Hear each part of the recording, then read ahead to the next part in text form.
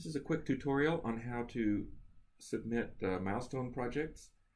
For instance, the very first unit milestone project is in week 4, so you'll want to go to the modules page and then down to week 4 and then hit the milestone project.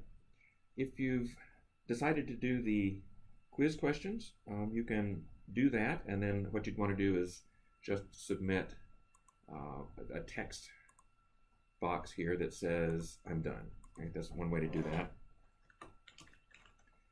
That should open up that assignment and check that as complete and let you move on to the next ones.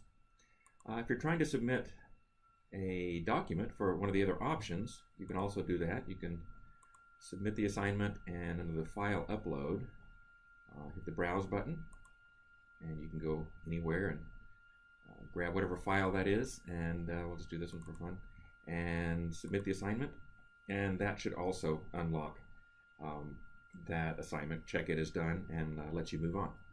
Okay, hope that helps. If you have questions, let me know.